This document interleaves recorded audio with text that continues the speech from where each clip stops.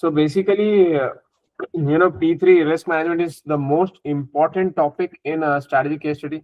In fact, sometime the entire three questions, we have three tasks here, as we have discussed, were coming from this. All three, first, second, and third. Obviously, they have linked it to other topics, but this was primary. So that's the reason we have taken this first. Okay, I know the pre-C is not out; it will be out soon. But if you know P3, if you understand risk management, definitely at least in the worst case scenario, also you'll get one question. Normally, you'll get two questions in all the variants, like three variants. So this is very important, and I would say it's very interesting also that everybody can be prepared for that. Okay, we'll try to make it as practical as possible. We'll take real world scenarios. Just to tell everyone again, I want to repeat one thing. In strategic case study, it's more about business acumen. Some of you have given management case studies, so your experience might be different. But here we have to see real world scenarios. We'll not go through theory as in theory. We'll apply to the scenario. You can apply to your work where you are doing, your experience, or we can take any global issue that is happening or any industry and see what major risk they are facing. As we discussed in the last time, they have asked question about tariffs in the previous exam. So whatever is trending becomes a question in strategic question.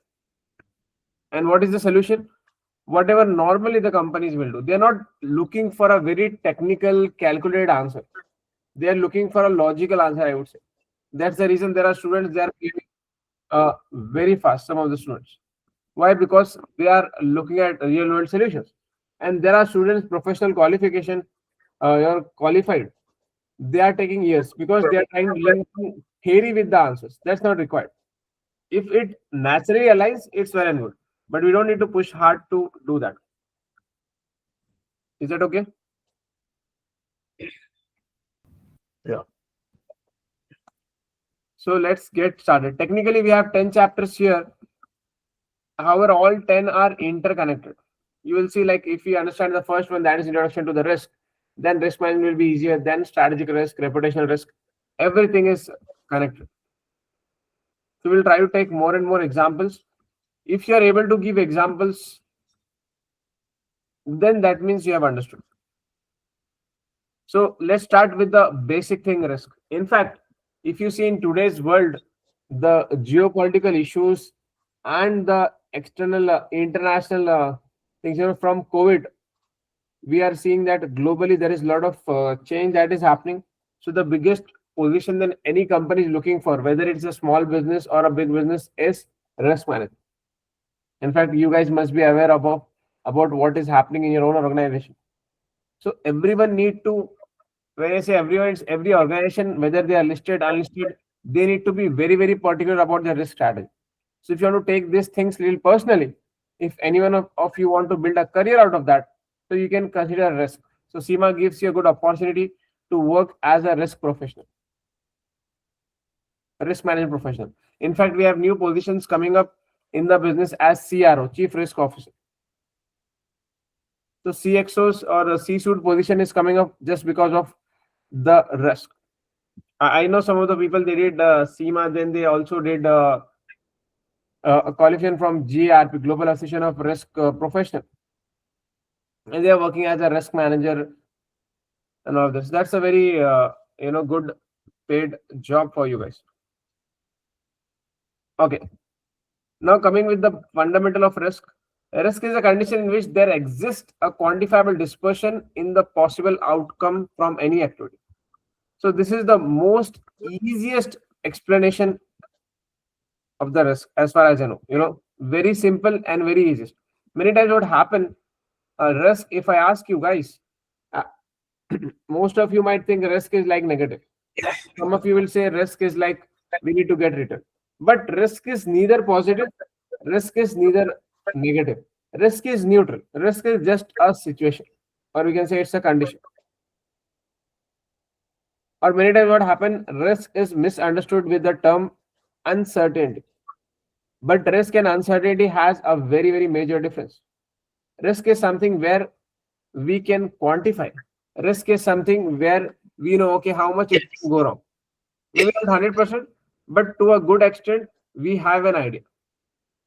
But when you talk about uncertainty, it's totally different. So what they are saying here is risk is a condition in which there exists a quantifiable dispersion in the possible outcome from any activity. Quantifiable. That's the key word. So what gives the example of that? Let's say we are launching a new product and company has invested $10 million in that. In the worst case scenario, what can happen? We can lose the entire 10 million. So that is like an quantifiable dispersion. And let's give a very vague example. But in uncertainty, if you talk about, it may be that 10 million plus what we are doing existingly that can also get affected. That is like uncertainty, but risk is we can quantify. So primary difference, whenever now, from now, anytime in the life, when you hear the word risk, that means we have some level of understanding or a decent level of understanding how much we can lose. The moment we don't know how much we can lose, that becomes uncertain. If you talk about risk or COVID risk is there or not in 2026? Yes, it's there. But when it came in 2020 or maybe end of 2019, so we called it what? Uncertainty. But now we are calling that same situation risk. Because now we have got enough data, we have got something that might work to cure that. It has become a quantifiable dispersion. So as a business leader, you are a business leader. They'll say your position is senior finance vice president or senior finance manager. All of that is just for theory. But what I want you guys to take it as a CEO, you are running the show here, and most of the time it will be listed company. So you must be having let's say 50,000 employees or sometimes 100,000 employees, 1 lakh, and it may be in different parts of the world, and you are running that organization. So ultimately your position is more about taking the decision. And obviously when the organization grows big, the risk appetite come down because now we have more to lose. If you compare that to startup, they don't have much to lose. Okay,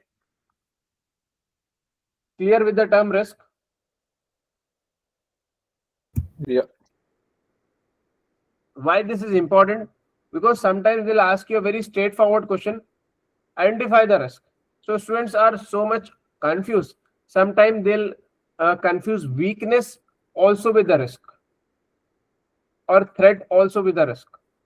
Broadly, maybe they can come to it, but there is a difference. If you're just highlighting there is something wrong with our employees, maybe that's the weakness. But how it can harm us, how it can create a problem, that is a risk. There is a difference. Now when we are studying risk as a entire subject, not just one chapter, so we need to have a very much detailed understanding of that. Honestly, if I tell you, this sounds very easy, we just have 10 chapters and all, but I know a lot of people, they have given up on CIMA just because they didn't pass in the risk. For individual paper, this is one of the most difficult, the lowest passing rate. I know students, those who have taken 9 attempts, 10 attempts, and still they have not cleared. Why? Because even if somebody sit with a textbook, they cannot clear it easily because every situation is subjective. If you talk about F3 in financial strategy, if they're asking any question about gearing, business valuation, we still have some benchmark, something to do. But here, everything changes as per the scenario. For example, let's say if it is a university, for private university, it can be a different thing. And for a public university, it can be different. So question can be same, but the answer will change according to the situation. That's the reason in the pre-scene, they give us the financials for last year and this year to compare. So if you're recommending, you have an idea, okay, what we are talking about and why we are taking that decision. Now moving on to the next one. There are two sides of risk: upside risk and downside risk. Or technically, sometimes we can make it into 3 also: upside, speculative, and downside risk. So upside risk is a situation where we are gaining upside. We use this term upside in our normal conversation. For example, what's the upside of doing CIMA? We want to look at the ROI, what is the return on investment we are getting. This is the upside. So upside risk is a situation like, for example, investment in the education or training of your employees. We are getting return How much return, that depends. But is it an upside risk? Yes. Being sincere, that's upside risk. If your employees are healthy, that's an upside risk for you, isn't it? You will gain out of it. That is upside. On the other side, if you look at the downside or pure risk, is a situation where we are losing. Let's say there was a fire in our warehouse, or a reputational issue, or some CXO resign, or we have been accused of being unethical. That can all be termed as a downside risk or pure risk. That means we are losing. Whether it's a $1 or $1,000,000, that means we are losing. Then the third situation, which is usually used as upside, but actually it's a different one, that's speculative risk. So what is speculative risk? Speculative risk is a situation where things can go up or things can go down.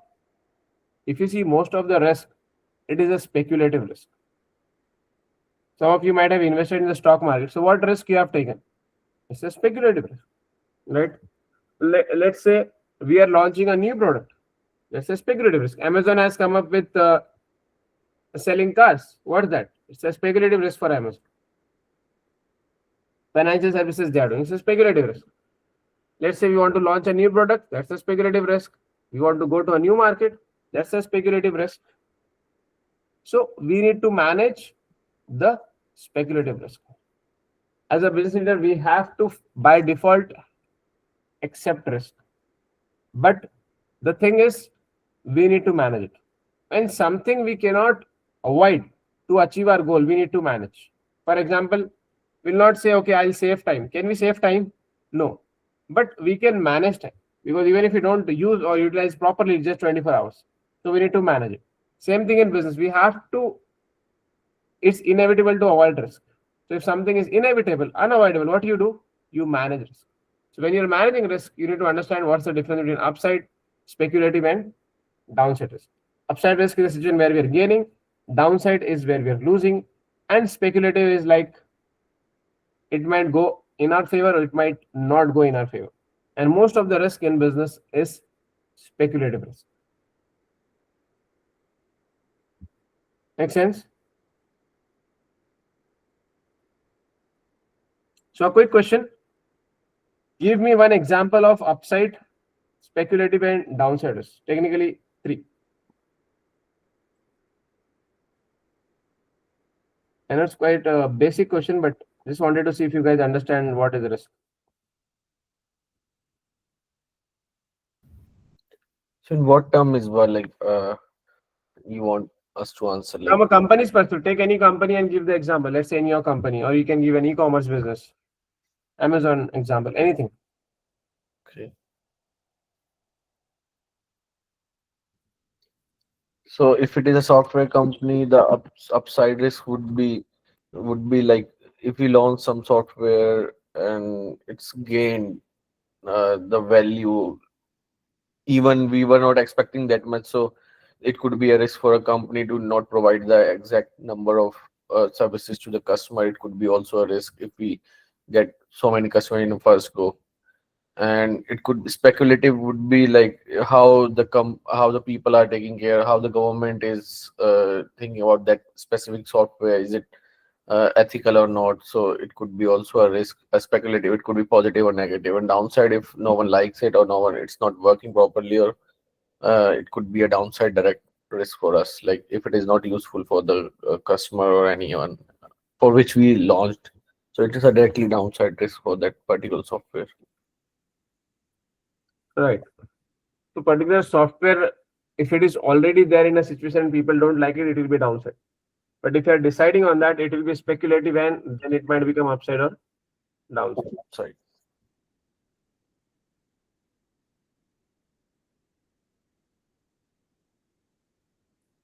Any other example?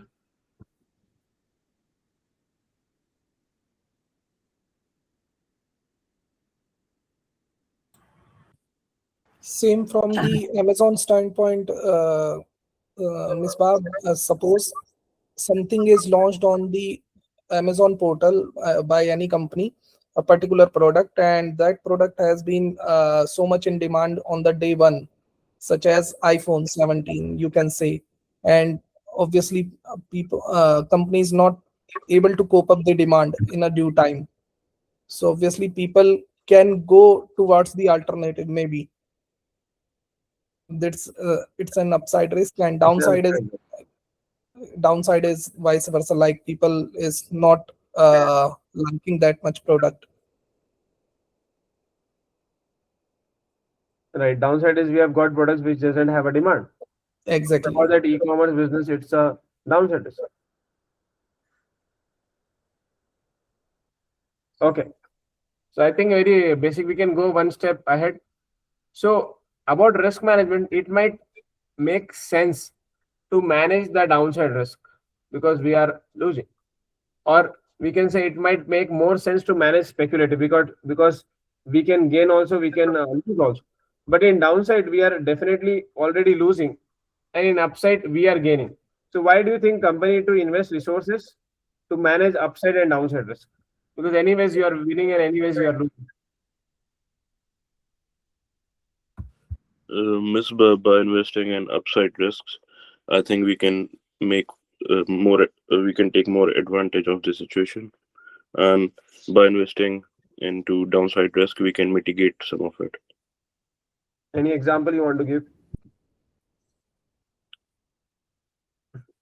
Like launching a new product, if considered as a upside risk, investing it into it, we can eliminate the chances and the threats of substitutes and stuff. We can make it more better by investing more into it. And for the downside risk, if uh, some substitute product is being uh, thrown into the market, then we can somewhat uh, better our own product and eliminate some of the risk. Okay. Others? For upside risk, like what we can do, we can keep our real options on. That's why companies spend money for it. So real option is kind of, if our businesses expand more than our expectation, still we have some kind of understanding how we gonna tackle it. So there would be no drawbacks for the over demand of our product or software. And on the other side, downside risk or speculative risk, we take care of, like we need to know, like if it is not working, what changes we can do so customer will like our product or software. So this is how I feel for downside. So speculative risk calculation, I feel, is the most important because we are checking both the sides, like upside and downside in it. Right. Anybody else want to answer that? Why company need to invest in downside risk and upside risk? So to prevent future losses, it is always better you take care of your If downside you're risk saying future speculative. losses, that is speculative risk. You're already going through that loss. Then why you need to manage? So this, for example, I'll tell you in financial services company or finances where they provide deposits and investment attract loans. Suddenly, the company faces major problem, and if they go on a liquidation, you will have at the one point of time because of that communication or bad management, they will end up more people are coming and asking for payments, and you will be a defaulter. That's a big risk you'll have to face. It's mainly it arises due to excessive speculation, actually speculation of the business affairs. So then in that case, you will have to manage right this well. Okay. And what about upside? If you're already winning, then why you need to invest resources? Oh.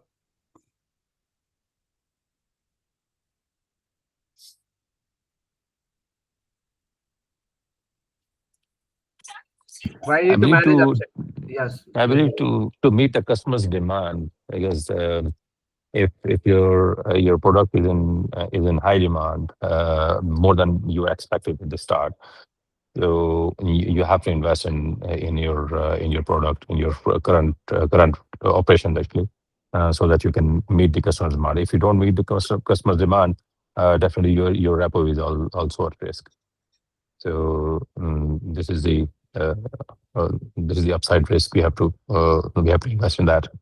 If you are already in a better position. Like if you simply open a restaurant and then you get a better repo in the market, and then so you get so many customers, but you don't have enough space, or you don't have, your outlets are not meeting the customers' demand. And you must invest in more outlets, or the bigger outlets. This is how you will mitigate this risk. And this is the upside risk, of course. Right. Yeah. So technically, upside risk is to get the maximum gain. In business, we are, let's say, launching. Let's say we have 100 products. Okay. So at 50, we have reached break even. So if we have reached break even, that means there is no downside risk. It is upside risk if you sell 51 also, but will not get enough profit if we just sell 51 products. How much we need to get? We need to get maximum, let's say 99 of them, or ideally 100 products. That is upside risk. So upside risk management is to get the maximum return out of that. Therefore, we need to do upside risk management. And the same thing with the downside. Obviously, if it is a loss, we cannot make that loss to multiply or to pass on to other areas, because one risk can lead to another risk. Therefore, we need to manage the downside risk or pure risk. Make sense?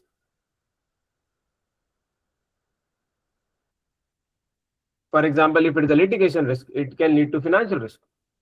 That financial risk can lead to reputational risk. Reputational risk can lead to, eventually in the worst case, maybe loss of business. Make sense? Of course, definitely it makes sense that risks are interconnected, actually. So this definition itself is extremely important. If we understand this two sentence, then itself the entire P3 will become easier for us. Because now every risk you see, you'll be classifying this, okay, whether it's upside, speculative, or downside. Or firstly, even before that, you'll see whether it's a risk or uncertainty. Because if you don't have a quantifiable thing, or if you're not able to quantify it, it is not risk in the first place. So as we cannot avoid risk, we have to manage risk. So in this entire syllabus of P3, we'll see number of risk management tools. Which one to use? You are free. They won't ask you to memorize or tell specific models. So first thing, we have a CIMA risk management cycle. CIMA themselves has come up with the thing called a risk management cycle. So the first thing is we need to identify risk areas. Identify risk areas means where the risk is coming from. So risk is normally coming from the business strategy, what we have chosen, or we can say the business model we have, our mission, vision. So this business strategy and our risk management group and set goals, whatever our objectives are. Maybe two companies are same level, same revenue, same country, but still they will have a different risk management group and goals and different strategy. Maybe one company is very much risk seeking. Other companies want to go with the minimum thing, or just want to maintain what they are doing. So from here, we'll identify our risk areas. We started discussion with tariffs, but imagine one country just focus on national level business. They are not going beyond that. And other companies operating in 50 plus countries. A similar service, what will happen? Both will have a different risk. So identification is very, very important. Sometimes what happens, the company is not able to manage risk because they have not identified. Like COVID was not identified. Or maybe the current geopolitical situation, a lot of companies might not have identified, or they might have not put it into the top risk. They must be assessing in a different way. So if you have not identified, it can become a problem. Because we can only have a risk management for the risk we have identified. If something come out of the box, can we do anything? We can't. We don't have anything in place. So that's the biggest weakness of risk management. For example, they will say in exam, like how much we can depend on the risk committee. Can they manage all the risk? So you can say, well, if we have identified the risk, they can do to a good extent. But imagine if we don't identify itself, because identification of risk can go on and on. Even if entire year company is doing research, they can find out new risk. So somewhere we have to draw the line. And imagine we have drawn the line and on the other side something came up. That can also be a problem. So no company can say that we have identified 100% of the risk. Then once you identify, you want to understand the scale of risk. Technically, the likelihood and impact. Impact is very important. Impact is, let's say the CEO resign or CXO resign. That is having a very big impact on the company. Compared to somebody at operational level, middle level. Or let's say if you lose a client which is giving us 5% of the revenue, that might be a very major client. But imagine somebody just giving 1% or 0.1%. That doesn't require same level of attention. That is the impact. And likelihood is, what is that likelihood from 1 to 10? So usually the senior leadership doesn't resign very fast. Company have the remuneration committee, nomination committee taking care of them, and they are paid very high. Plus they have a contract. They have to inform 6 months, 1 year, even 2 years in certain cases. Why we need to do that? Because we cannot invest same level of resources to everything.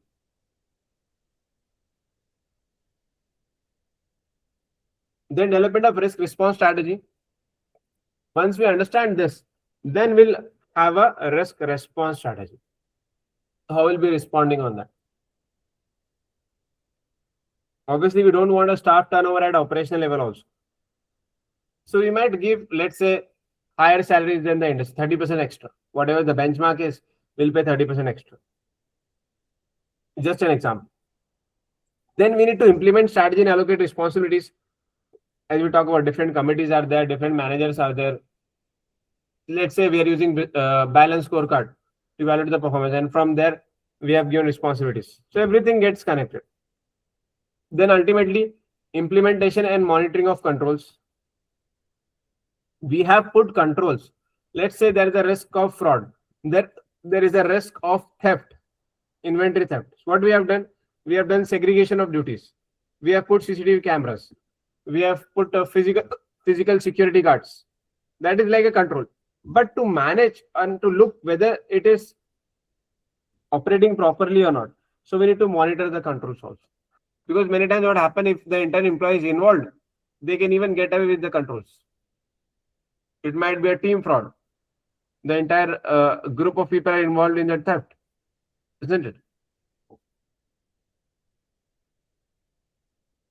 Then once this is done, we review, refine, and process and do it again. The primary reason why we are calling it a cycle. What do you mean by cycle?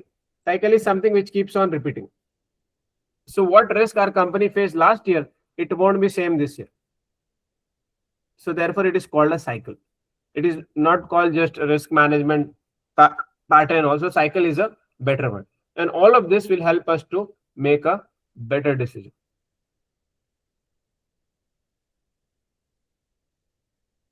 Make sense?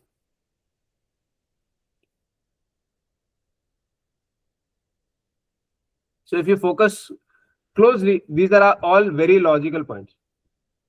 First, we have identified, then we have categorized it based on the importance. Then, based on the importance, we have made a strategy how to mitigate the risk. For example, we have only one supplier, we got more suppliers. Simple as that. Then we have given specific responsibility to individuals. Then we need to check how strong the controls are. Then ultimately, we are reviewing it and refining. Review and refine means we need to see how much effectiveness it is. 90%, 95%, how we can improve it. Let's say we have put risk management and strong controls to reduce wastage. So last year, the wastage was 5%. And now we want to see, okay, after this, how much it is. Is it 3% or is it 2%? How well we have performed.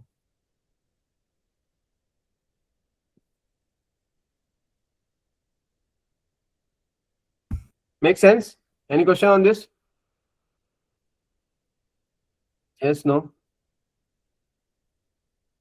No, Misbah. Thanks.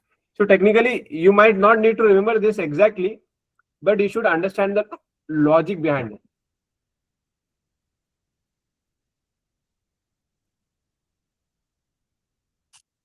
Got it. Now, next is very interesting, categories of risk. We just talk about identification. So it is very difficult to identify everything, almost impossible.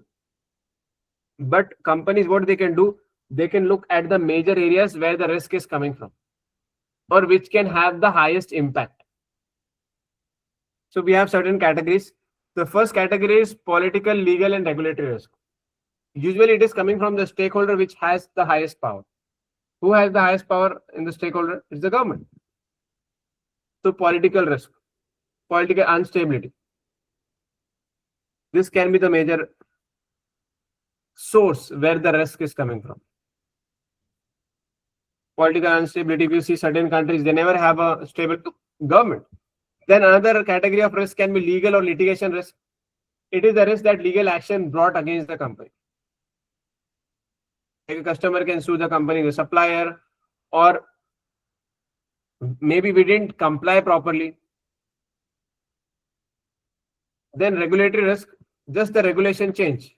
We plan for something. Let's say we are making packaging materials. We are using plastic as a raw material, and suddenly government says, ban on plastic. So regulatory risk can lead to entire shutdown of the business, or at least we need to change the entire strategy. So in the previous case study in February, they have given that by 2030, the fictional country where we are discussing, want to ban the ICE cars, internal combustion engine.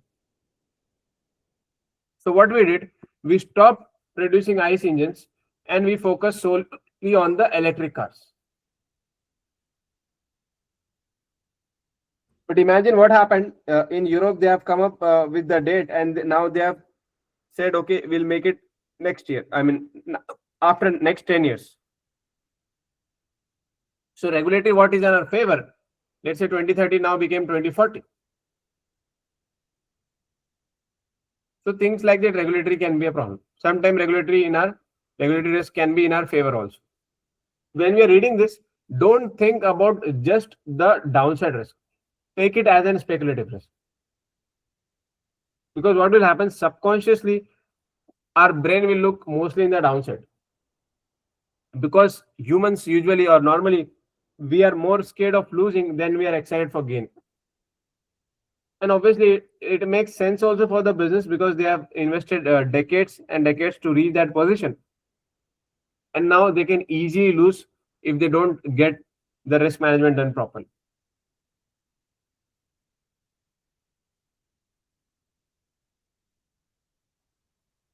Then compliance risk is another thing. We know the rules and regulation is there, but we are not complying with that. It can result to fines. And remember, risk is just the starting point here. All the risk is interconnected. For example, if we are talking about compliance risk, it can lead to financial risk. Fine means what? You have to pay for it. And if this comes out in media, what will happen? It will become a reputational risk. And reputational risk, if our customer knows that, we can lose that customers. So that will become a loss of business risk.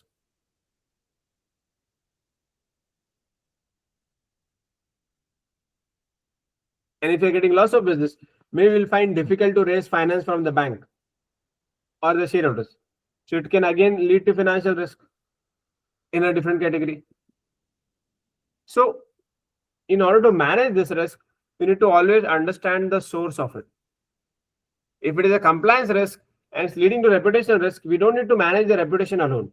We need to come back and look at the depth where it is coming from. It is coming from compliance, then manage compliance first.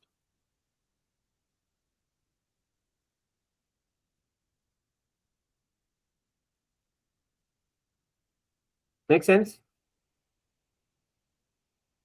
Of course, yes. So ultimately, all the risks they affect financials. First of all, this is the first effect they will put there. Definitely, even if it is a reputational effect, it will impact our customers And if the customers are lower, of course, the revenue will be lower, and then ultimately finance is impacted. So all the risks are impacting finance. This is what I understand. If there is any other understanding, please guide us. You're saying all the risk is impacting finance? Yeah, this is what I'm saying. So ultimately, everything is impacting finance. Ultimately, if not directly, indirectly. Yeah, we can say most of that, if not 100% of them. Let's say we have increased staff turnover. Let's say in industries 10%, for us is 15%. Maybe we are replacing people, we are getting new employees. Right? We are not getting affected financially too much. Mm, yeah, definitely not too much. But if you ask me, if we have to, if our turnover is more than the market, it means that we are spending more on recruitment and then the training, and definitely this transition period takes some time to get those untrained staff or the new staff to be hands-on on the duties. So definitely that will also impact. So fine, I do understand that it will not have so much direct impact or so much of financial impact, but definitely it does have an impact. It has some limited impact on financials, but it does have. Noted. That's correct. Yeah, thank you. So now going to the second category is a business risk. Business risk is a situation where ultimately the entire business can collapse. For example, strategic risk is a risk that business strategy will fail. Let's say we have again launched a new product, launch a new service, or we sell some of our business. That is a strategic risk. And not every strategy will be correct. So this failure can lead to business risk. Imagine that a business, they only have one product. And in that product, they made some changes and that product failed. So that loss or that problem or issue can lead to the entire business collapse. So strategic risk can lead to business risk. Yeah. Okay. Product risk, new product or existing product has issue. Commodity price risk, we depend on international commodity and suddenly the price has gone up, or government has just changed the regulation, or new tariffs or new taxes have come in. That can also lead to business risk. Product reputation risk is the risk of changing product's reputation. Something which was considered healthy and suddenly, I'm saying in a food industry, and suddenly something has changed.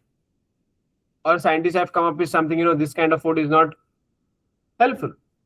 So just the reputation, it might affect the entire business. Then operational risk, especially in operational intensive business, let's say logistics business. Or even if you look at this food delivery and quick commerce, what you're talking about now, most of these businesses or retail, hotels, these are all very high in operational. So operational risk means we have strategy, we have everything in place, but at operational level, our team is not effective, or there is a lot of theft is happening. They are not dealing properly as per the company's values. So operational risk can lead to the business risk. Then another example. So these are just the basic example. Don't think that, okay, these are the only reason where we can lead to business risk. So P3 is very, very broad. This is just an example as a starting point. Now they have given till G.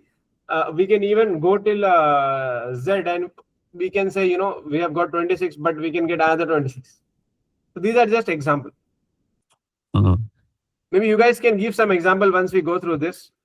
So contractual risk, if you're locked into certain contract, let's say we have done external hedging and we have fixed the currency, and suddenly the currency of our supplier has gone down and we wanted to pay them in their currency. So what will happen? We have loss, and this can lead to a serious problem. Maybe our competitors have not done it and they are getting benefit and passing on to the customer.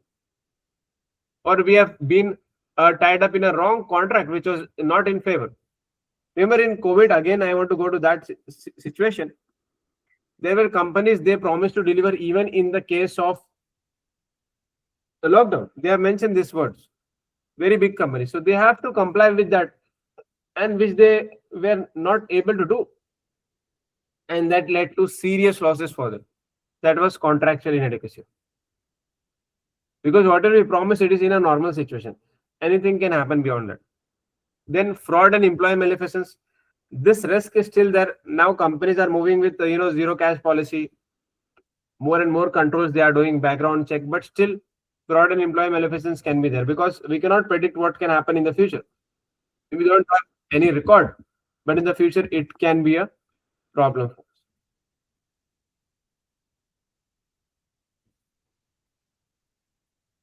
Make sense?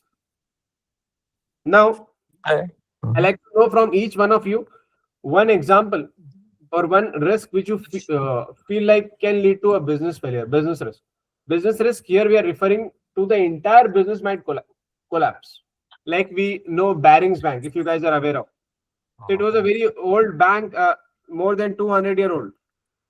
Just one mistake and the entire thing collapsed. Yeah.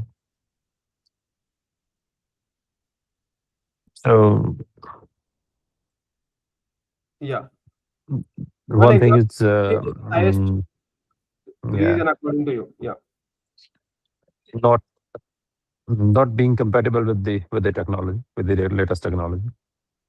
Very good. In current time, we can talk about AI and integration of all this automation. If you don't do, a well-settled business for decades can go out of business very fast. So the question is not about whether you want to do it or not with this automation AI. It's like how you're implementing. It's not about do you want. It's like how you want to do it. Exactly. Very good answer. Yeah. Others? Everyone give one point. Imtiaz, are you there?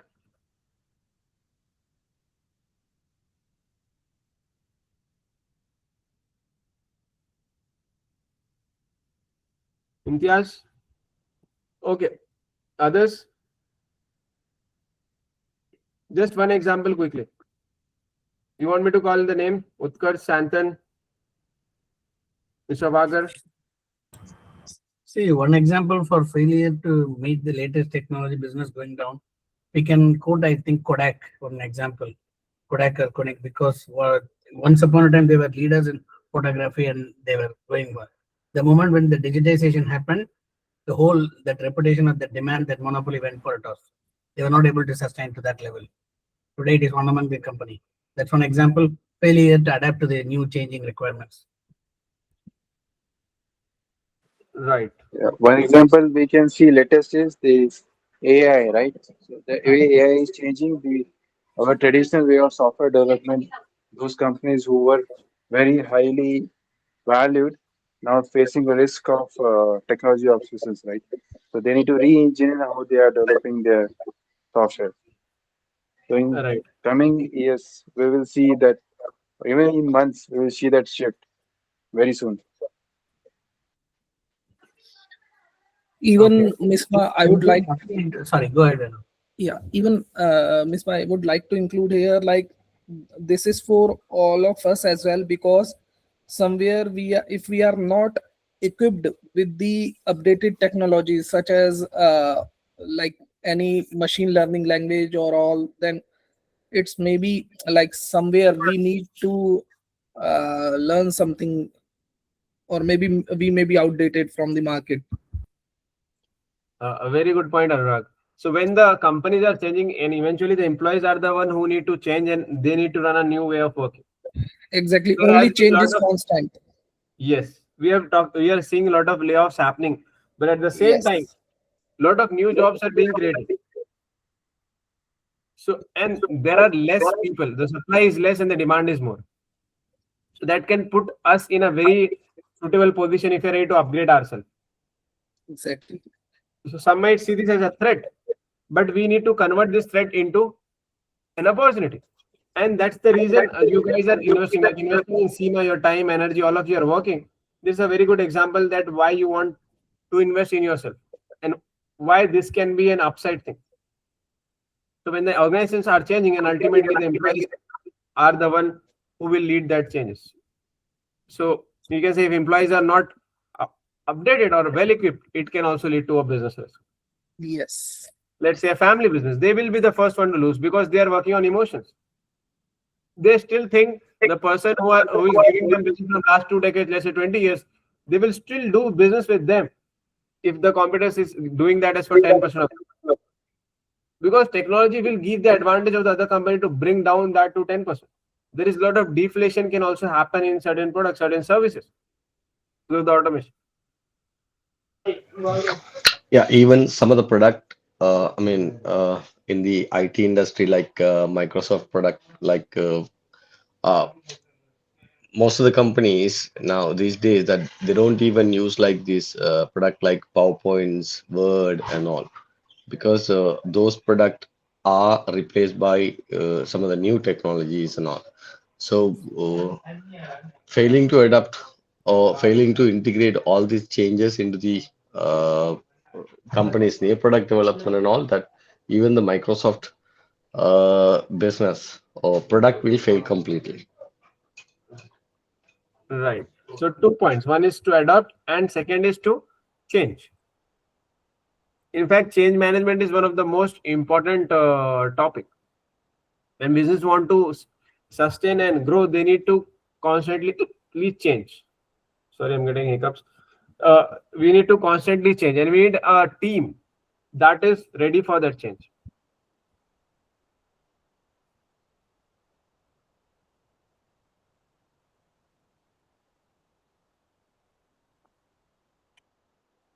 Anything else you want to answer?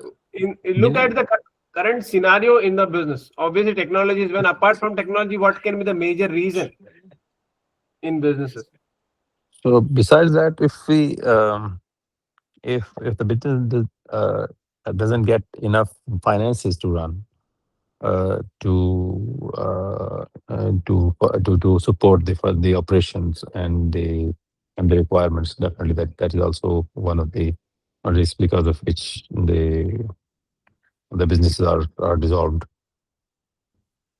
So finances, as in you're saying from the bank or the shareholders. From anywhere, the funds, if the funds are over and the business is unable to secure more funds which are required to run the operations, they are definitely, it will not be able to. I suppose if the business gets a huge contract, but that is the business is unable to get the funds to run this operation.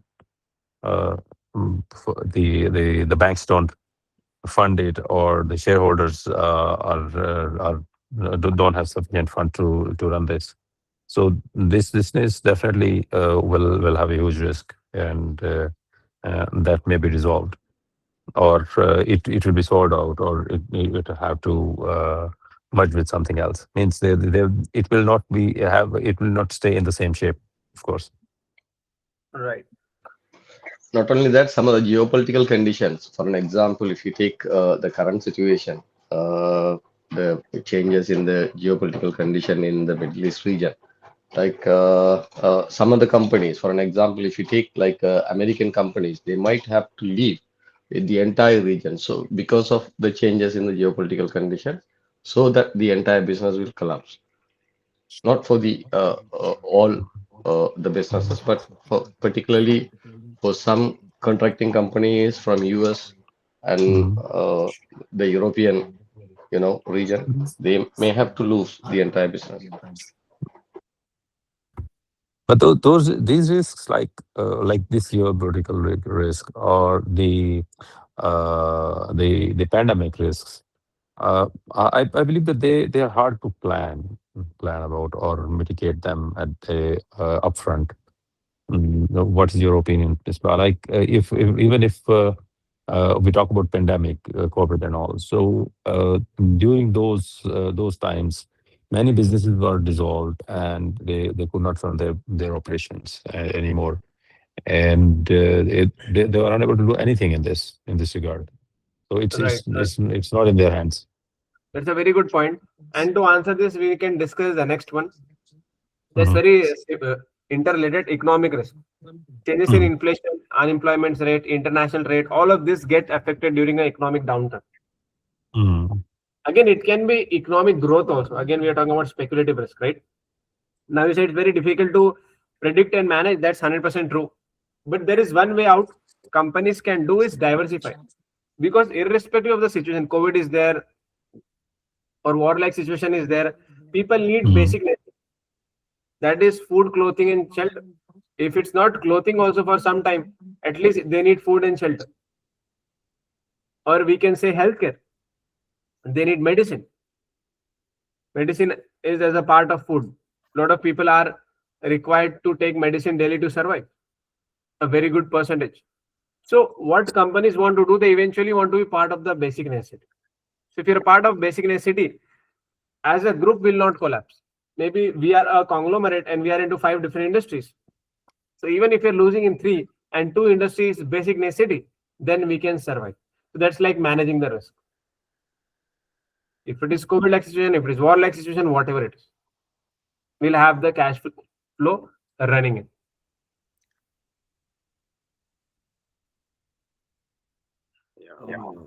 But Misbah, in this case, like every company cannot go for the food and retail or those kind of things. And I feel the risk, as Rizwan said, like we cannot mitigate it because those are not look like risk; those are uncertainty.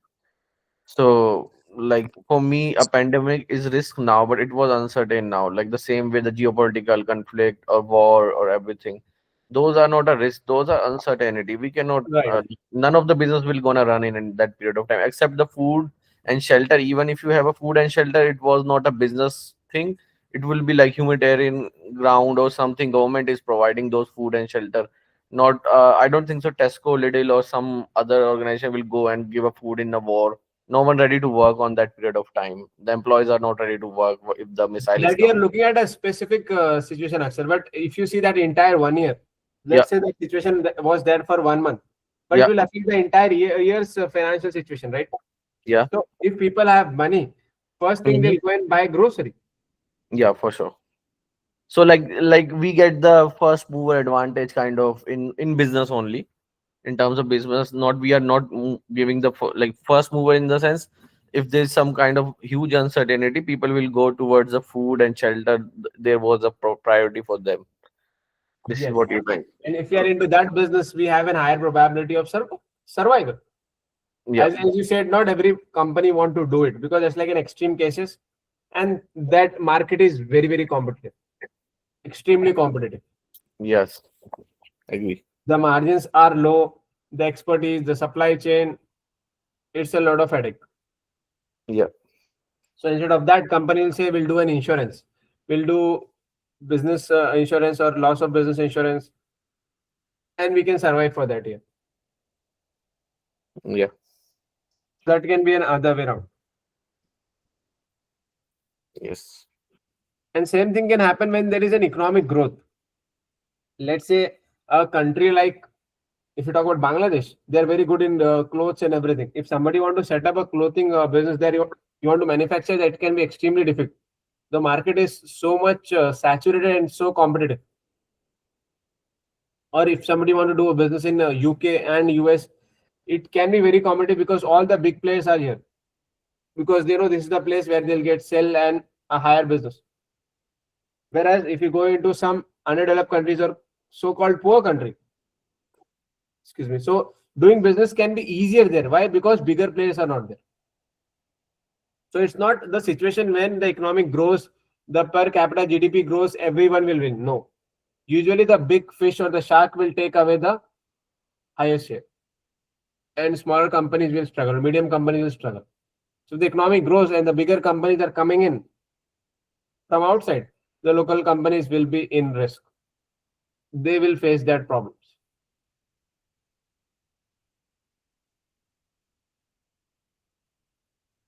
So again, going back to the previous case study, we are making electric cars and we are studying about China as a case study because they are the leader. So what they are doing, BYD, they are selling to all the developed countries where people are concerned about electric. They are looking for something sustainable. But what they have done, ironically, they have not reduced their production of the ICE cars. And whatever ICE cars they have, it is comparatively cheaper. They are selling, let's say, in Africa, Southeast Asia. Obviously, their USP is about a discounted price. And they know these people doesn't have an infrastructure and they might not have it for a few decades. Until then, they can sell them ICE cars. So they want to sell ICE also, they want to sell electric also, and they want a complete domination. So that's also a very good strategy where, according to the geography, they are focusing on the product.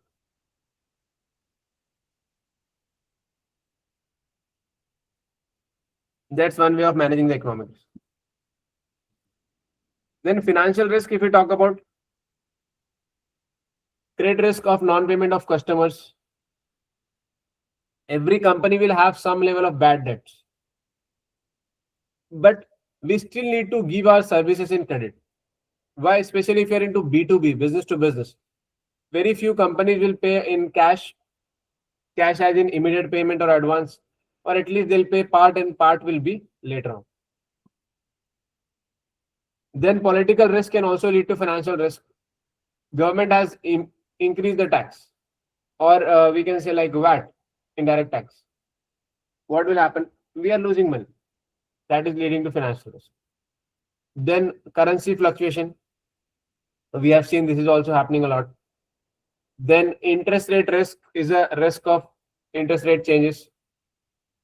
We are not saying that this cannot be managed. Obviously, we'll discuss how to manage that. Then gearing risk, too much debt into the capital structure. Or maybe too less debt can also be a problem. We are not getting the tax benefit and the competitor is getting it.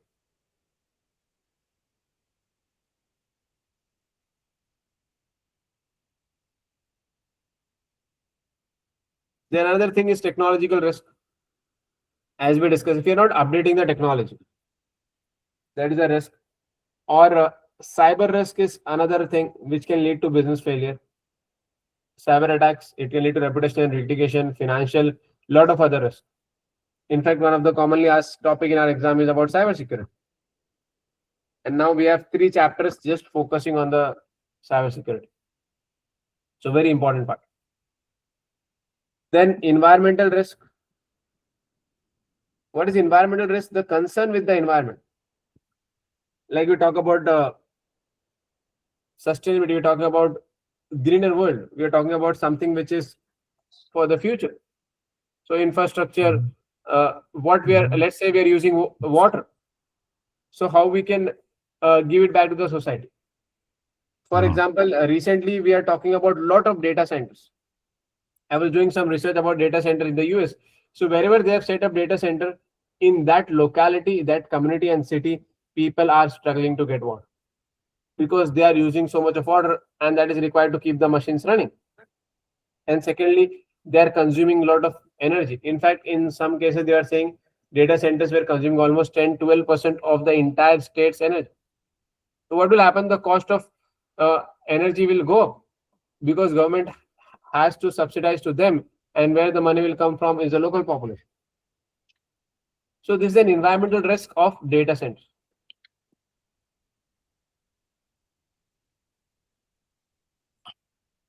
Yeah, Mr. Rizwan, you're saying something? No, I'm fine. It's good. So environmental risk also we need to consider.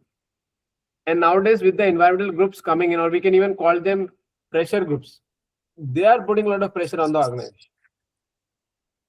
Because of the social media, because of the government support, then we have UN SDGs, United Nations Sustainable Development Goals. All of this is putting pressure. And companies, they have to be sustainable. Even if they are not there, small companies I have seen, they don't invest anything in recycling, let's say plastic bottle. But still they will say, do recycle. Because they want to be on the right side. Because everybody understands that plastic is a major problem. Though nobody want to, or very few companies are taking any steps to recycle that. It's mostly just to say that, okay, we are caring for the environment. Yeah. It happened Nowadays, with, I just, accumulated a very big bag full of plastic bottle. I went to the shop and they said, you're asking about recycling. They said, yeah, you recycle. Excuse me. So where we should recycle? So I threw it out. yeah.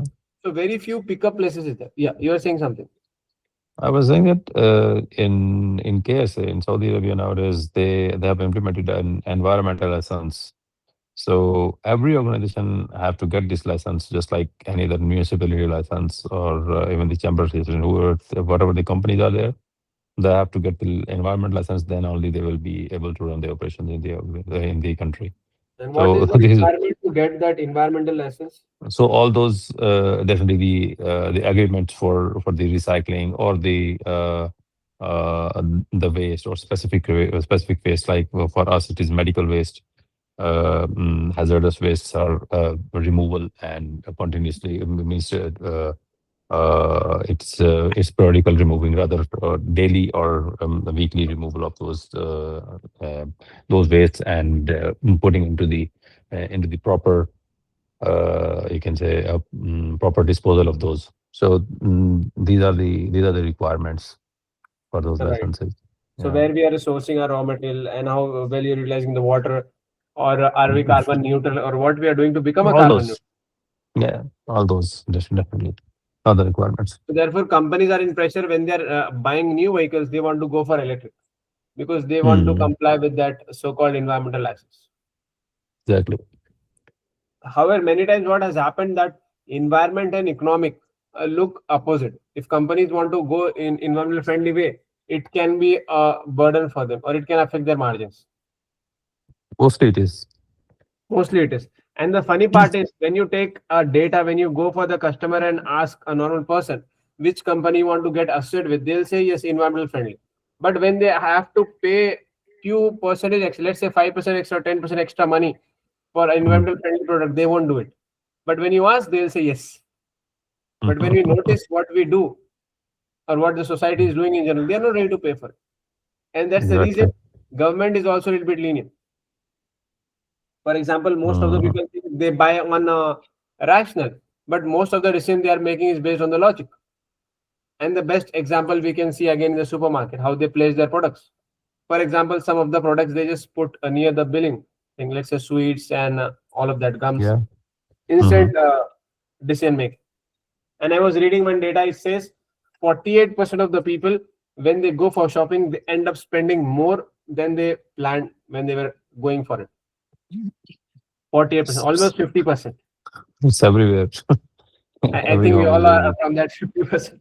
Exactly. Everyone is facing this. So that's how it is. Therefore, when we plan also, let's say as simple as now you are planning for a SCS meso, you can have a very optimistic plan. Please do it, but at the same time, make it something realistic. For example, we are doing chapter 1 today. We don't need to, I personally believe and I strongly recommend, don't believe on this textbook to revise. Let's say we have discussed this. If you are going for work tomorrow, if you go for shopping, wherever you are going for your personal work, think about this. Okay, I have taken this product. What can be the major risk for this company? Or in your own company, you go and read your risk report or look at the major risk of your industry you are working in. And that itself is like studying for CIMA. That's the beauty of CIMA. You don't need to do anything theoretical. Or you can find out what are the top 50 risks the world is facing in 2026. And when we say the world is facing, ultimately it's about the corporates. Of course. So that things will be very interesting and you won't feel like studying, but you are studying. And most of the time, again, I want to repeat this, whatever happening in that industry, the same thing will become your exam question. Exact same thing. And what is the answer? The same thing what companies are doing. So that is like CIMA is giving you a very, very big hint. Find out the industry problem and the same thing will be your answer. Yeah. What is the timing of this case study is coming? The pre-CIMA? It will be out April in April first week. first week. Okay. Technically, I will have 1 it month. in few days. So I'll start Okay. in making materials, but we are not allowed to share with the students until it's publicly out. But we'll make sure that we utilize that time to make mock, industry research, risk, whatever it is. Okay. As soon as it Okay. is out, so we can save the time. Okay. Honestly, these discussions will be very useful. Whatever questions and answers we are discussing, the same thing will become your exam question. And the same thing, the answers you are putting in, if you put in your answer in the exam, definitely you'll get good marks. Therefore, all of you should be involved in the discussion. What we have done in this SCS is we have recorded P3, P3, F3. So recording is already there. You know, this first chapter is there in, I think, 20, 30, 25 or 30 minutes. You guys would have watched, like some of you already watched. Why we are connecting here is to apply to the scenario. And you should come up with a lot of questions. And you can bring in the problems or risk you are facing in your own company. We can discuss that. Everybody can learn from that. Okay. Now, corporate reputation risk.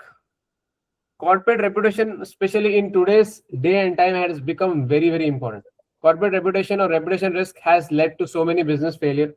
In fact, we have an entire dedicated chapter number 4 on reputational risk, how to manage them, because it might take the entire life to build reputation, and eventually some small issues can lead to failure of the reputation. Sometimes it's true, many times it can be just a a rumor, and most of the people doesn't have time to see whether it was true or false.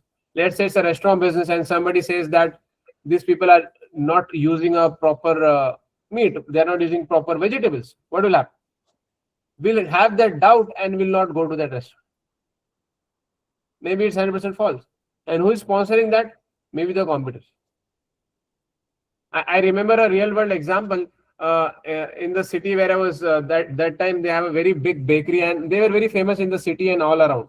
Very big business they are doing for almost 4 decades. Somebody just did a rumor. They said an employee working there have got COVID, and we don't know in which bread it has been passed on. So their sales reduce more than 50% just in a week time. Can you imagine? Just one room. And obviously other companies benefited from that. So we cannot wait something to go bad and do react or respond to that. We have to be proactive. And what is the best way to manage the reputation risk is to control it before itself. Before anybody has a doubt, just explain and be very clear what we are doing. In that case of a bakery, what they are doing, they should be very clear and transparent that how we are maintaining hygiene, how we are doing medical test of their employees, and how people are not touching it directly with their hand, they're wearing mask, and everything is there. So if you give more transparency, that place of confusion is not there. That's the reason now most of the companies are inviting people. They're inviting university students, they're inviting professionals to visit their working and see how things are operated behind the scene. So we are thinking, okay, this is for us to educate, but eventually it is for business to give transparency. Because nowadays the employees obviously, but the customers need more transparency. And nowadays a lot of products you have seen, they are coming with the QR code. If you want to know more, just scan the QR code and they'll take you to their website and give more information. So in a way, that is to manage the reputation.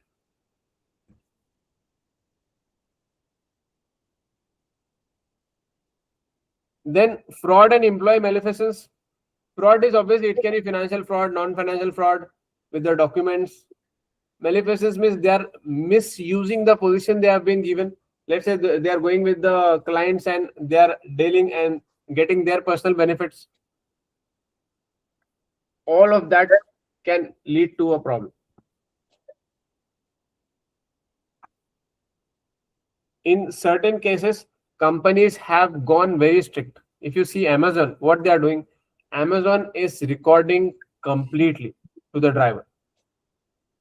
You must be aware they have launched a camera which is, a device which has 4-sided camera, and one of the side is on the employees, the driver. Have you guys seen that?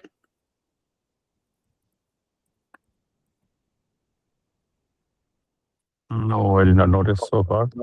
I'll just show you. So in a way, they are checking their employees.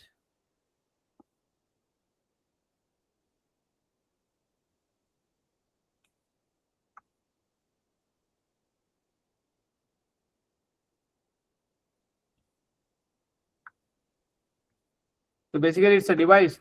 It's placed on the front. For example, this you see on the right side.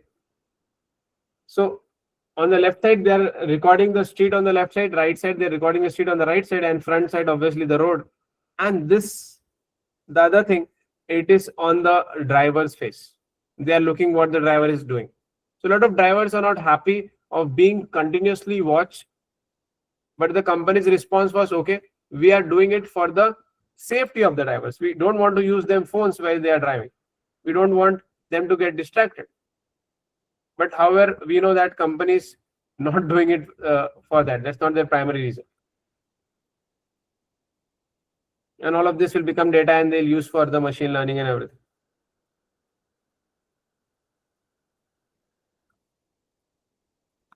So this can be certain extreme steps that can be done to mitigate this employee malfeasance. Apart from this, if you see risk of international operations or risk in international operations, firstly, any company that grows locally, what they want to do, they want to go international because that's the way to do market development and grow their business. So companies have two questions, whether they want to go into new market or they want to come up with the new product. If you see from the risk perspective, coming up with the new product can be easier. But to get expertise and get accepted in the new product can be a challenge. So what companies can do, okay, let's go to the new market, especially with the neighboring market. Or here we are talking about international operations. So when we go for international operations, the risk just goes up. Usually how it works is when the risk goes up, the returns also goes up. So what are the major risks we can face in international operation apart from everything what we have seen so far? So we have some of the points here. First is cultural risk. Every country will have a different culture. For example, we talk about Middle East. People think Middle East is just one. But if you see Saudi and Dubai, like UAE, or if you see Oman, Qatar, they are totally different. People who have been staying there, they'll understand that. And even in Europe, we just say Europe as one, but Europe is totally different. So just changing the country, the culture will be a major. What is successful here will not be successful there. Even if you're running a coffee shop, we cannot have the same flavors of coffee there. If it's a restaurant business, we cannot have the same cuisine. So culture is a very important thing. We have to blend it as per the culture, right? Whatever the taste and whatever requirement, and only it will succeed. Yes. So Sandan, just a quick question. You have been to, I think, almost every continent. You are traveling so much from decades. Yeah. Have you noticed about the culture? What Yeah, much of- very much. Like in the Middle East, when you travel, things are very different. Like I have been to Kuwait, I've been to Qatar, I've been Bahrain, Saudi, and I live in Dubai. But yes, even in these countries, even the taste of their food and the way they drink their coffees or what they prefer at certain times is quite different. Like the people the Arabs mostly in UAE, they will like to have a lot of gawa. Basically, that's a local coffee. They like the strong coffee. Some people like it with sugar, some people without sugar, some people will have it with date. There's a lot of differences there. Now we Indians will not like the gawa. We will prefer the kadak chai basically. So again, there is a differences there. So when you go to the different places, you have that cultural differences. You need to adapt to that level, and that's how you can grow. Yeah, so that's a risk is always there. What about one thing that you have seen common? Like you were in Europe for so many years, you have been constantly traveling to US. You have seen almost so many places. I think Africa also, right? Yeah. So what In is one common thing in businesses? In businesses, like again, I mean, I feel the businesses to do in Europe and US, for example, it is good in one point of view. Like there is more of ethical businesses. Like you can do business with contract if you do a proper contract. If you have agreements in place, those are honored because they stick and they go by the rules. Whereas if you do business in India, for example, you have contracts and they violate the contracts. Basically, they don't care. So that's a difference. In Middle East, again, some places they draw up the contract, but if the contracts are not legally certified, still they don't care. So this is how things are different in the business. So some places you can be sure, okay, if you have a perfect contractual agreement, it will be honored. That you can be risk assured that this is going to happen. But some places it doesn't work basically. So yeah, there is a difference. Really, from your experience as you were into business, so contractual risk can lead to a business risk. A lot of people undermine that. Yes, yes, yes. Underestimate the risk. Yes. Like I'll tell you a small example. Before the COVID hit, basically, I was having a huge business in Dubai. We used to, like we were talking about the credit risk here, right? I mean, like I used to real time collect 50% advance on my contracts, and the balance money was supposed to be paid against checks, PDC checks they used to give after the job is completed. When this COVID thing happened, before that, a lot of companies disappears, and I had tons of many checks with me lying with me, which I could not ever encash because most of the companies disappeared, and I did not do anything to mitigate that risk at that time. If I knew that this type of things are there, we should do something about. I didn't do anything about it. So when I mostly I could do is put it in the police and bounce the check. That's all would happen. And then what would happen? The guy is not in the country, so it doesn't matter. But what about my money? That's gone.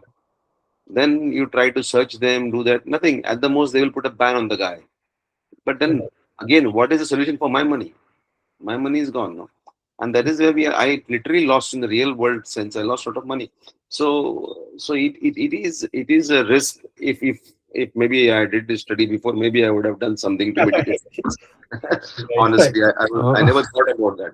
During that time that I need to cover this So, risk. I always thought things will be good. But it doesn't so happen. no insurance was there, Santa? No, I mean that time why you do insurance? Everything is going on. You are doing business for quite some while. Every time your money is coming, you have some checks with you. Things will happen. Those guys are still there. Now, who thought in the world that this COVID will come, people will go disappear, and the companies will disappear? Who thought about it? We never thought about it. So what do we do? Okay, Nothing. got And it. you go to the Yeah, police, yeah, you go to anywhere, you file a case. Nothing happens. Nothing happens. of course, Nothing definitely. happens. And some of the people are even our Indians are even much more faster and all that. Some Indians, so before the COVID, only before that, in the normal daytime also during time, they would say, okay, ठीक है, I don't have the money, put a case against me, and they would go and sit in the jail for a few days, come back, and then their case is over, and the guy comes back and he starts a new company and does business. What about your money? Well, because Yeah. he had a decision that you're going to put him in jail, so he went in jail, enjoyed the Abu Dhabi jail properly, and came back, and he is doing fine, and you lost your money. So where is it? How do you mitigate those risks? It's food for thought. Like, I mean, how do you really mitigate those risks? You But can't. it's around the world, Santan. I feel this kind of risk you cannot mitigate because maximum government can do will put them in a jail. There's no rules around the world to repay you by the government or something. Yeah, but you see, at the end of the day, like I will say, if business was happening in Europe or US or even UK, there is a lot of things they do. If the person is existing in the country, for example, Yeah, and he yeah. has certain things, that it becomes a criminal fraud. They will go for his assets. They will do a lot of things for him. You can fight all the way through, and things can happen. But in Dubai or Middle East, it doesn't happen. The courts are lousy. They just take it easy. Okay, fine. Halas, yalla, yalla, Yeah. finish. Get some story, and so story's over, and you come back like an idiot, basically. That's Uh, what happens. but this to mitigate this risk, Ms. Bawi, I think this is a good example to discuss actually. So this is a risk, of course. It always prevails in the market. So to mitigate the risk, should we discount our receivables at the start itself? We get the checks and then we discount them with some bank or with some financing company. This will or we get our future payments insured with an insurance company. So can these be the mitigating measures for this? Yes, I think, yeah, this is a very good scenario. If Santan allows, we can discuss. So first thing Yes. is, it was about identification. The risk was identified because when we are doing business, especially our own business, not a very big setup. we end up being very optimistic. We feel like, okay, it won't happen with us. So if the risk is not identified plus first time, then there is no mitigation exists. The first thing is identification. And second thing, if this identifies, we need to understand that always we'll have some amount of bad debt. There will be some people who will, let's say 2%, 3% people, they will always be there. They're looking to get benefit out of it. And we cannot get away with them because we don't know where they are, who they are. So we need to accept that and plan for it. Third thing is the insurance. Loss of business insurance is there. A lot of new insurance has come up. It might look like a very big problem. Paying for the insurance, we feel like, okay, we are not getting anything. But when we have this kind of situation, that's the place where we can get benefit from that. And next thing is, as we talk about the credit, the next one, there is often greater difficulty in controlling credit risk in overseas sales, or we can say overseas citizens. So there we have to give credit based on the person, how long you know them, or if the amount is big, always give them discount and ask them to pay early bird discount. That is a very good way to mitigate that risk. And another thing is the litigation thing. Like we talk about in certain countries in Middle East, Southeast Asia, the legal system is very, very slow. So the other person who is on the wrong side, they know that nothing can happen to them, unfortunately. So there I will give you an example. I will give you an example, Misbah. Yeah. It's like one of the companies of my friend in the court when they went when this receivable, the outstanding amount, the guy was in the country, so he was owing around 100,000 dirhams outstanding basically. So when he went to the court, he stood in front of the court and he said, okay, he said, well, he's pleading with the court saying that even I also have lost a lot of money. I don't have much income, so I am not able to pay. Okay, so the court is asking, this is a live case. The court is asking, okay, what exactly can you do in the Dubai court? So how much can you pay? The guy says, maybe I will try to pay 1,000 dirhams per month. Now you're talking about 100 months to pay pay that amount at 1,000. So is it even logic enough to even wait for? And the guy and the judge is asking, okay, you agree, khalas, okay, agree. You say yes or no there, and then he banks it, and then you go. So like, what did you come out with? Nothing, basically. And then within that 3 months or 4 months, he will pay, and then another 6 months he will call you and he'll say, hey, I have a problem this month, I'm not paying. Then what do you do? Again, you'll go to the court. Again, you'll fight. What will you do? So it's like the legal system itself has to be so robust that the guy says this, okay, then it has to be honored, it should be okay. But in the Middle East, I saw in my experience, they are not at all concerned. And worst scenario, if it is now, if you are a foreign national, or rather you are an expatriate in the country, then it's a different situation because then they are at least trying to enforce on you. But in that place, if there's Emirati is sitting down there, they will just wave off everything. They'll say, "Kalas, you cannot do whatever you want." Now, how does it work? In this case, Ram? Santan, I believe that that depends upon the volume of the business and the volume of the credit. If the credit is smaller, definitely the courts don't do anything, and the lender also doesn't do so many. It doesn't take so many measures. But if the amount is bigger, of course there are many other things which can be done not in the legal matters, legislative.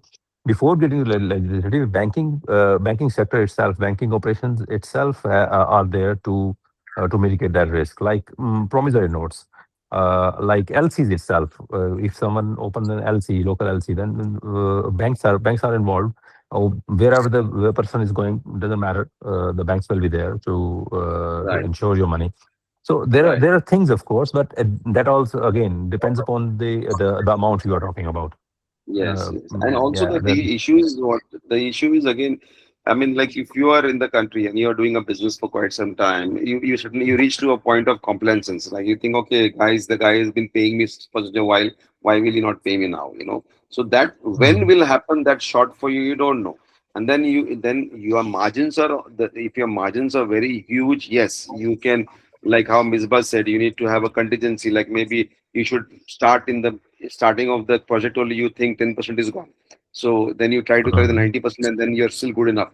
But then those things don't happen when the competition is fierce because the margins are tight. So then Right. your 10%, whatever balance, whatever to receive, that is the only profit actually what you're making. So then you work Yeah. all the time for free, right? At the end of the day, you paid your Mhm. employees, you paid their cost, transportation, blah Exactly. blah, all the costs you incurred. Of And your course. suppliers, you have to pay them because you cannot say, okay, they didn't pay, I will not pay you. That means you lose your reputation, you will not get any new contracts. So these all things have to be very, very carefully planned in this sort of scenario. Yeah, of course. Yeah. Mr. Bhagar, you want to add something? Yes, when we were talking about entering into overseas business and we are doing it, and I think maybe we could avoid by doing a much more thorough robot credit management system, credit assessment. So if it's first time we are going to do, then we may want to take a very conservative system by having very strict credit terms, not giving them much credit and doing that. In that way, risk can be mitigated. If we have done something, then maybe there's a failure of risk assessment, is what I feel. Right. We failed to do a proper credit management or credit appraisal before onboarding that customer. Right. And also we can say we should do the proper pestle analysis. Pestle sounds basic, but it's extremely important. It will give you an idea about that legal things, how long it takes, the social, because we are not the first one facing that. It's a normal practice there. And if you know that in Europe and US that people in Western world, they are, being more liable to the contract. There is more ethics involved. Then we can do a different business there, and here we can do a different business. Maybe here we can involve the banks and pass on the risk or share the risk. So all of this is a part of the broader strategy. But that's the problem. A lot of small and medium business, they go out of it because they don't have a risk management. They think like risk of manage or risk management is a waste of money. They don't see this as an investment. Like we are discussing, we'll not get payment on time. But why don't we have some people who are working just to receive the payment? Their job is just about the collection. And if you see financial institution, bank, they have a very big team, hundreds of people. They are just working on collection because when they do their numbers, they understand they need to pay their salaries, and this is where they will get their profits. Precisely about the banks. Like if you look at it, in Dubai, the people who take credit cards, etc., and who don't pay their credit cards, they straight away give it to third-party people, and then those guys rigorously follow with you. They make headache for you so much that at the end of the day, you will beg, borrow, or steal and pay their money. Basically, that is how they. Otherwise, the career of that person is gone. Yeah, because they will do so many things they will do on you. Because my cousin had an issue in a similar concept, and the guy he was emotionally so upset, on this part, and they really make a hassle for you basically on that part. So what we would have done in your risk for your company, let's say if you're into that situation, you should have involved the bank, and bank will be the one taking the risk. Let's say now that 50% check what you have to receive, maybe bank will get some percentage in that, but you'll get in advance. There are a lot of consideration like this banks are ready to do. Correct. They'll pay us in advance. Now it is their responsibility to get it from the customer. Correct. Yeah, But that problem could is, have been done. Or third party companies are there who do the collections, etc. yes, Put collection. it onto them, and then you could do that basically. Yeah, but then again, The problem is you said fierce competition, and you have to give them in percentage. Right. So it's about the decision. So when you try to take the financial risk cover, then it's a matter of a business risk. Does your business allow you to fund that amount, basically? Yes. That is another risk you have to think about. Does your business has the sustainability capacity to hold that much of cost additionally for the insurance or additionally for the recovery people? Because when you are in a tight margin and you're trying to survive and you're trying to make things happen, so at that time you see where you can try to minimize or try to save cost. So then you think that this things to do of mitigating a risk, why additionally cost you take as a burden, but then today when you look back, you said if I had taken that, maybe I would be in a better position, so that is how it is. And it can be the entire life or decades of hard work that can go in vain if you don't do risk management properly. because that Absolutely. opportunity might not come back. Absolutely. Absolutely. And it's we're talking about in business, even in exam. You know, a lot of students, they end up doing silly mistakes. I know somebody, they didn't have a proper contact. They go unprepared for the exam. The exam center was closed, and obviously because the busy schedule has been 5 6 years, they have still not cleared their exam. They have wasted a lot of money, registration, exam fees, everything, and they never wrote. And I don't know what their ideal time will come in, when it will come. So whatever we are doing, the simple thing in our life or something very serious, risk management should be part of our lives. Even in your career, you know, it all helps. Nowadays, people are afraid of losing their job. At the same time, I personally feel like there's a lot of opportunity if you're upskilling. If you're managing risk to, you know, uh, be updated with the things that are going in the industry, but at the same time, you're upskilling yourself so that you can have a different career altogether. That's also a risk management. Yeah, and in fact, I think the simple example which you gave, I was pretty impressed. I was when you said that sometime back that nowadays, because of the new AI and everything coming in, like if you simply focus on the risk management or you try to become the chief risk officer or something, the new positions by doing something more detailed in the risk, that itself is a huge package where you will get. Whereas in the accounts and everything, there is now that is saturated because everybody is going there. So maybe you are running a rat race there. But if you specialize yourself into that as a risk officer or whatever in that particular category, I think you will stand a better chance, right? Definitely, yes. Yeah. And they need a risk officer, especially from the finance background, because financial risk is Correct. the biggest risk. Correct. And people think this compliance, everything is boring. Wherever it is boring, you'll have less competition and you can demand higher. And actually, these type of positions are very much welcoming and very much regarded highly, Yes, it's very much specifically respected. respected in UK and other countries. The other countries, they are really very much respected positions. Yes, because the bigger the business is, there is a more risk of losing. So they need that risk. It gives them sense of peace. Okay, we have something. At least this level of business we can carry. The probability of losing is less. And the job, comparatively, you don't have that closing pressure, and a lot of things have been reduced. It's just you have to be updated yourself. That's the skill you need in the risk officer mostly. Absolutely. But it was a great discussion. Thank you, Santhan. Okay. Thank you, Santhan. And it's really sad to hear your story. But That's No life. problem. From the experience, you will come back. You know, the Yeah. biggest risk is not taking the risk. So you have taken the risk, and you are very much wiser now. Yeah. And I'll pray you can recover whatever you have done. It might be a big amount, as you said. But Yeah. now, if you go back again, if you take a better decision, maybe it can. Not maybe. There is a high probability it can come back. Yes. Yes. Yes. So international operations, we have discovered culture, litigation, credit, items in transit. You know, this is the beauty of CIMA. We are discussing about a case and we have all four of this covered. Culture, we have discussed. Everything life, litigation, we have discussed. Credit, we have discussed. Item in transit is another thing. If you are into product-based business, that's also a major problem. If you see the global trade, whenever something happened near that Gulf of Hormuz, what do we call it?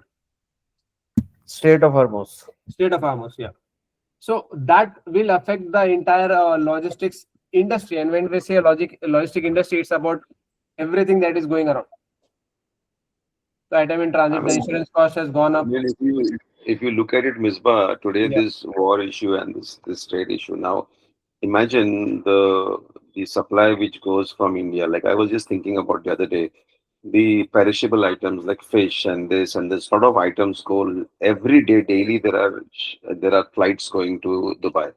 Now, last 8 days, it's all stopped basically. Nothing is going. So Yeah. imagine those people, those Indian business people who are regularly exporting, and that is their main business. How could they even think about mitigating this risk today if they are already having that live fishes, etc., which they have in stock or whatever? How can they preserve it for a long time when the concept was that fresh fish was being sent every day? They bought it and they sent it. Now, these type of things also is to be thought of. Like if these things happen, how do you actually mitigate those risks. I mean, just think about it for a moment, you know. Very good example, and obviously it's just not about India. A lot of other countries who are sending in. Yes, yes, And yes, the yes. most funny part is most of the people would have never planned their risk. They never Yes. do their risk management. Maybe they are doing for generations. It's a small and medium businesses, so generational businesses, 30, Yeah. 40 years. And some of them will collapse. At least 5 to 10% of the business will go out of it. Nobody can 100%. sustain. 1 week is a very, very big amount. You have Yeah. invested so much, and that amount will become zero. Yeah. People should have only one business which will be stuck now. That will be over. So they'll be actually dissolved forever. Many of the people.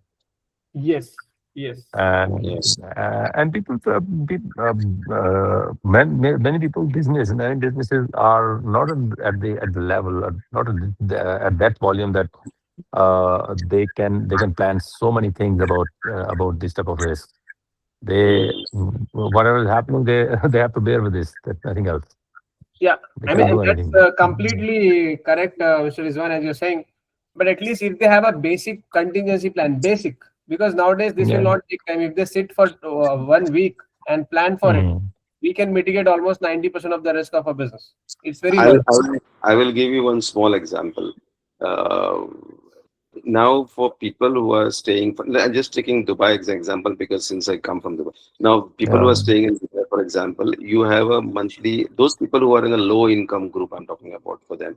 Now, those people have a Mm. monthly budget of this much for the groceries and this much for the rest. They have loans and everything, blah, blah, blah, Mm. for example. Mm. Now, today, all the food items, the onions, the potatoes, the tomatoes, blah, blah, all these Mm. items Mm. are shot up by 3 to 4x of the amount.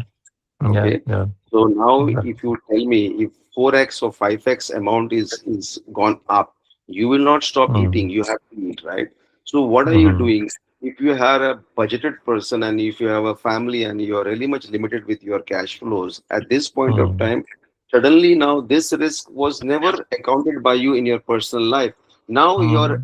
budget is spread across like three months budget you are going to spend in this month just because of Mm. this, which means today your future next 6 months is at jeopardy, right? Now this type of, to mitigate this, now if you look at from the business sense or from a personal sense, you need to have a special corpus at home which can be utilized for this. Now if you don't have today, right? Yeah. Yeah. I Yeah. mean, just think about That's it not logically, possible. like, yeah, I mean, just Not just possible at all. yeah, So. because lot of people are from the working class who take a salary and they do the minimum expenses. Rest, whatever they India, they have loans or they have somewhere they'll send their money or they have to give to their dependents or whatever. So Yeah. they are not able to mitigate this type of challenges. Is the government coming forward and saying, okay, guys, because there was a problem and the prices have increased, okay, I'm going to give you some grants? No, nobody does that. Not at all. Yeah. And if So we see actually, behind the risk is at scenes, every level. behind the Yeah. scene, this is the time these companies make profit. When you say and then it's 3x, 4x, maybe they just need to do 2x. But this is the time to make money, so purposely they'll do 3x. So now they'll margin Yeah. increase. Yeah. Exactly. They have got an Exactly. excuse. I'll tell you a perfect example. These people, these big supermarkets which are there, to name a few, Lulu or Medina, whatever big supermarket, they have stocking. They normally stock. They bring goods in advance, and normally they stock it in warehouses in Jebel Ali, etc. So they have a good stock up for all these things for about a week, 10 days, even a month. They have stock up. The moment they realize this issue happened, nothing has happened to them technically, but that hype is created, so they just start increasing the prices. Because second day it was double price, third day is fourth price, now it is gone to 5x. So what they did, they actually made money out of the situation. But who is suffering? The poor people, Yeah. the poor person, the local guy. Exactly. That is what it is. But now we have to, that's very true what you're saying. That's about ethics in business. But now we are discussing here as a business. If you see as a business, they'll see, yeah, that was a good strategy. We have made good margin. But imagine if these things become public, eventually people will not want to buy from us. In the long run, ethics can be, profitable. Ethics can be the one which gives an advantage. In the short term, these companies will make money, but if tomorrow somebody record a video and it went viral, Now people will be doubting that this company is not ethical. They just want to manipulate us. That can be a downside for the business. But if every company does it, now they work in collaboration. We have that. We talk about the cash 22 situation or a dilemma. But companies, if they work, everyone increase the price. We can't do anything. Therefore, this anti-monopoly law comes in. We don't want one company to hold more than 20-25% of the business share. Because if they do it, and let's say there are only 4 players, and all 4 of them agrees to increase the price, we can't do anything. Yeah, but this is where the country, the political situation or those type of risks are involved, because here the government has to have, they should see, make sure that these people are not increasing the prices, right? But the government is keeping quiet about it. So what do? You Right. know, Yeah, there should be a government intervene. For there has to especially be government intervention in this type of situation, because everybody knows it is. Yes, I do agree with you. It's not only one supermarket is doing. Everybody wants to cash in when things are going bad. Everybody wants to cash in. So naturally, everybody will try to increase the prices. But then here the government, they talk about Dubai government having this authority, blah blah, fair country. But yeah, you come in and say, guys, stop it. This is not going to increase. This price of onion is a basic necessity. It will not go across this. You need to stick to this price. You need to cooperate for the people at during this time. Who is doing it? No one. That is a question mark. No? Right. Of course, that is government's responsibility. But that this is So that's the little reason bit companies must be doing as strategy. a regulation. They know the implementation is not that strong. So Mhm. from business Yeah, perspective, regulatory risk. Yeah, it's a regulatory risk. You can say. It's just, yeah. like we have to think for the business here. Unfortunately, we are not thinking from the individual perspective, Yeah. because they'll say we are a small business, we are here for profit. And Mm. they must have lost so much money in the previous risk they didn't manage. Mm. They want to cover it up if you think from their perspective. Yeah. So everyone has their justification. Of course. Then obviously the financial risk, all of this can lead to financial exchange risk, interest rate risk. Interest rate risk is another thing. A lot of time we undermine anything like, okay, what a small 0.5% will do. Mm. And if you talk about Middle East and other countries, we have professionals. That's also a very good career. I met somebody who was working with them. They are just the negotiator. What they do, if your company needs a loan, if you go directly to the bank, they say, let's say 7.5%. So these people Mm. can go and negotiate on behalf of you. So you might get 7.25%. Mm. You have to give that for 0.25%. You have to give them certain fixed amount, and they might take Yeah. something from the bank also. So Mm. it's a win-win situation. They help you to get a better deal, and they help bank to also get the business. So these are another things or other areas of risk management apart from the hedging techniques. We'll see hedging techniques also in F3, like how we can do the fixed rate, floating rate, all of that. But we have professionals, and negotiation itself is a very big skill. Of course. And if This somebody, is. yeah, I must say this negotiation is the topmost skill actually one must have, because we have to do this every day, every moment, at every level.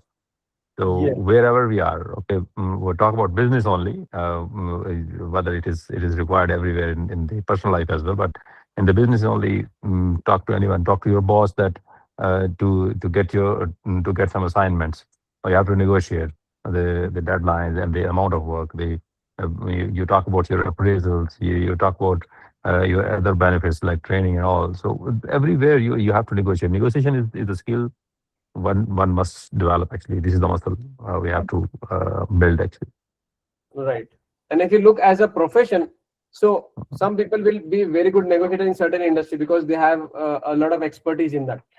Like we say, banking. Mm. The person who is Yeah. very good in negotiating only in banking industry can help us to get a Mhm. better interest rate.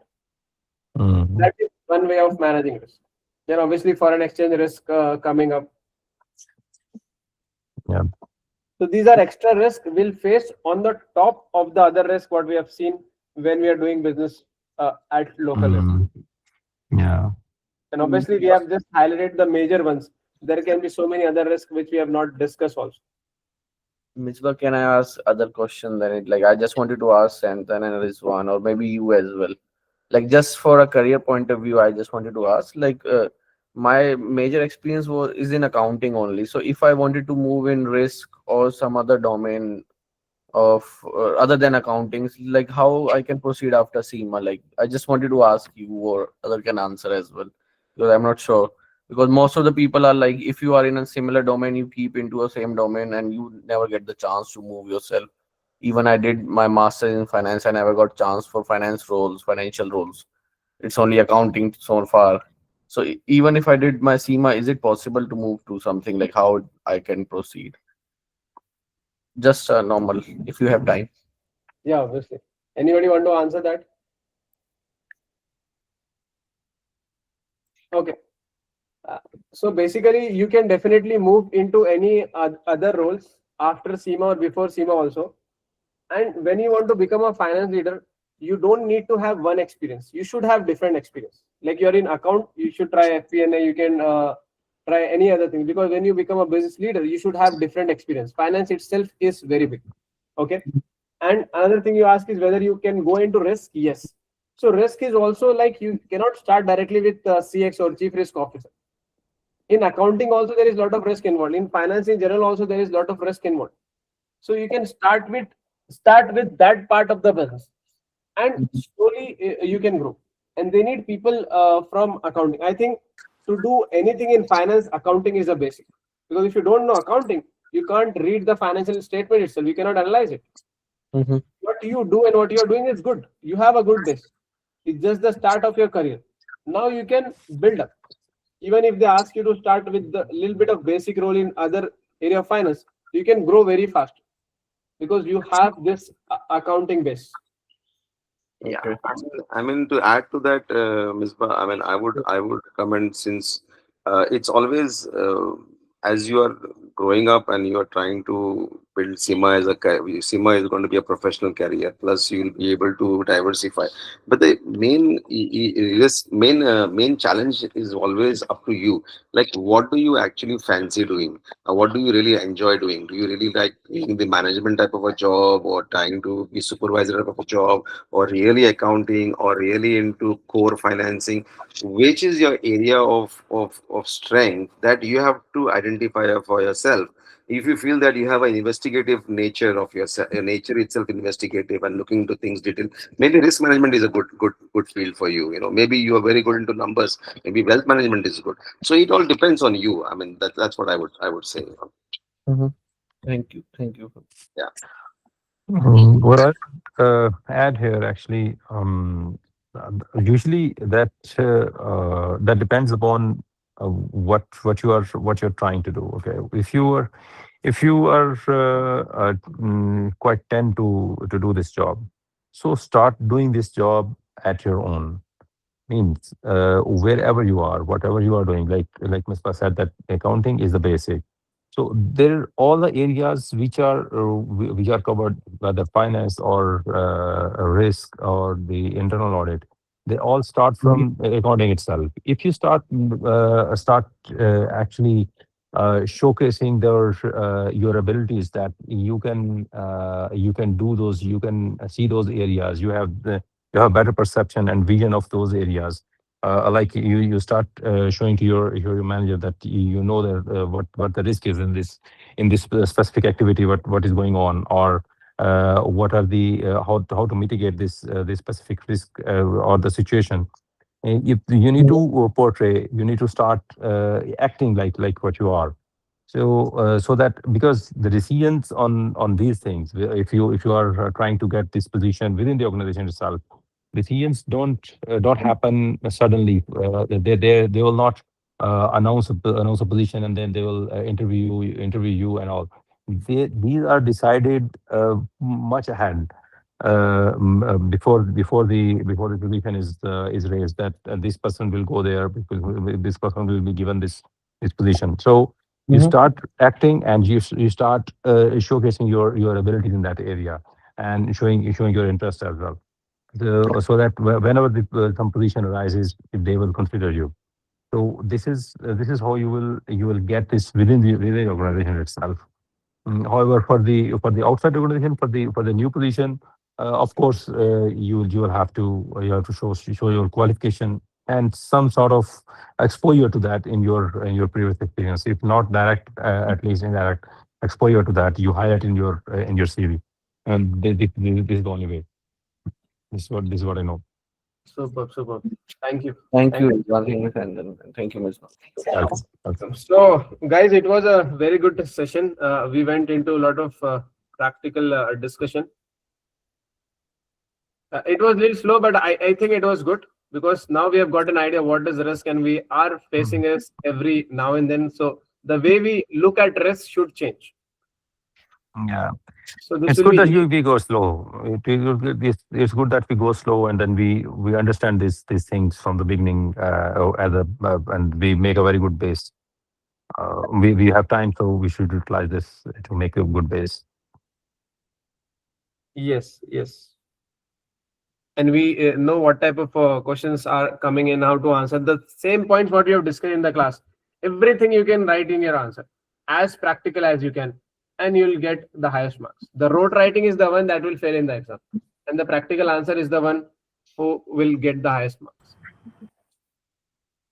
Okay, so tomorrow at the same time we'll start with the second chapter, risk management. You can bring in any Inshallah. risk which you have in your organization and where you're facing. We'll try to see what practical solutions we can bring in.